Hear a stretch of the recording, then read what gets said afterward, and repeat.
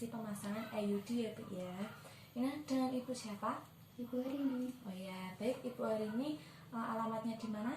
Kemiri. Oh ya, baik Bu, di sini nanti saya akan melakukan edukasi tentang pemasangan KB IUD. Sebelumnya kan mungkin Ibu sudah mempunyai beberapa anak.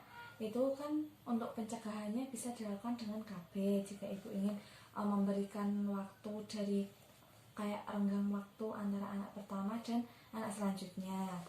Baik Ibu, di sini nanti saya membutuhkan waktu kurang lebih 7 menit ya Bu ya. Nanti jika ada yang ditanyakan, Ibu bisa tanya kepada saya. Baik Ibu, saya mulai. Bisa saya mulai ya Bu ya? Iya. Ini kontrasepsi ya Bu ya.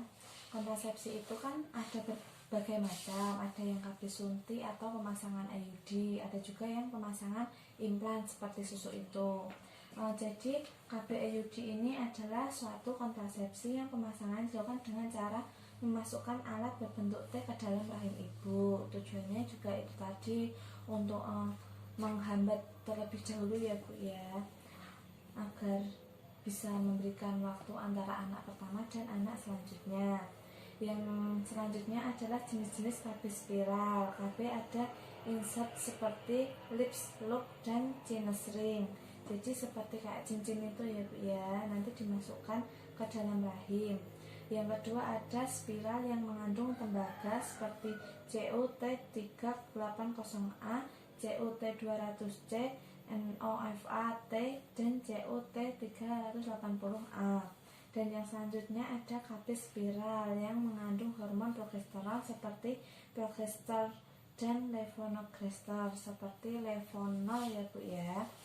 Dan selanjutnya itu ada kontraindikasi atau yang dikhususkan selain itu ya Bu, selain orang yang mengalami kehamilan ya Bu, kehamilan peradangan pada alat kelamin itu juga tidak boleh dilakukan pemasangan.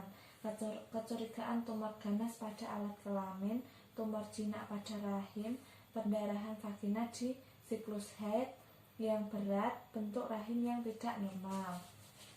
Selanjutnya itu ada kelebihan KB IUD itu ada beberapa Bu, ada 8 kelebihan ya Bu ya.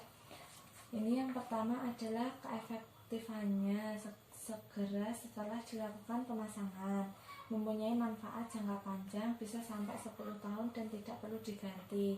Kan biasanya kalau suntik itu kan atau pil itu harus setiap bulan itu harus minum, kalau enggak harus disuntikkan gitu kan Bu. Kalau ini bisa berjangka selama 10 tahun. Yang ketiga yaitu sangat efektif karena tidak harus mengingat-ingat minum pil setiap hari. Jadi kan biasanya ibu mengalami lupa ya Bu ya, jadi bisa ini minum pil setiap hari itu digantikan dengan IUD tadi. Yang keempat, tidak berpengaruh terhadap kualitas dan volume ASI. Jadi ibu memberikan ASI juga tidak ada efeknya terhadap pemasangan IUD. Selanjutnya yaitu tidak mempunyai efek samping hormonal karena mengandung bahan tembaga, tidak memiliki interaksi dengan obat-obatan, dapat langsung dipasang segera setelah melahirkan atau sesudah abortus.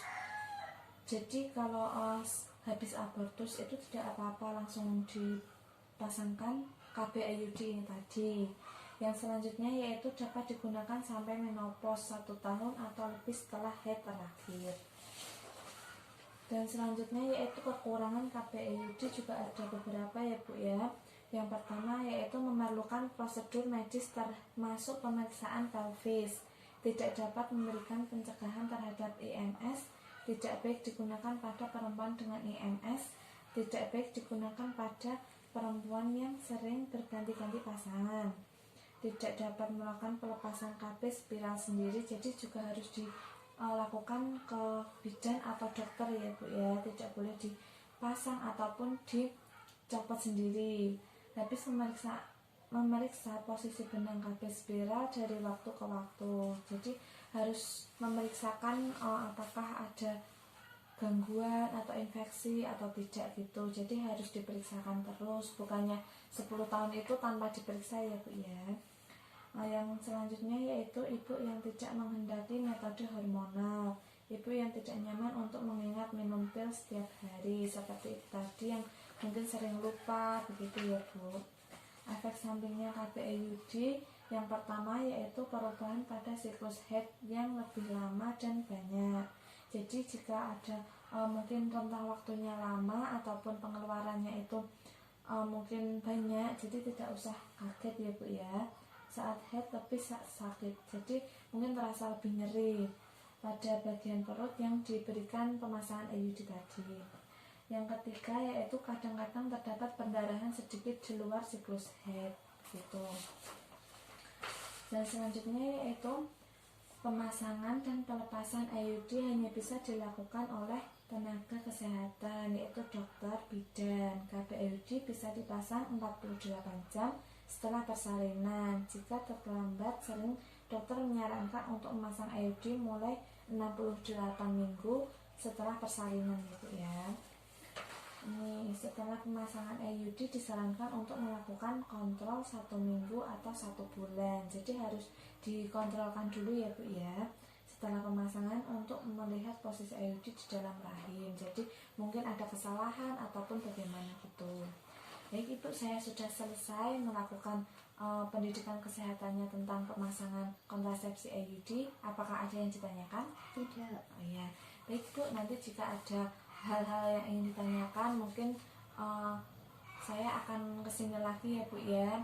Ibu bisa menghubungi saya akan menjelaskan tentang KB apa saja yang baik untuk digunakan ke Ibu ya. Ya sudah Bu, saya sudah selesai untuk melakukan podcastnya. Saya pamit dulu. Assalamualaikum. Waalaikumsalam.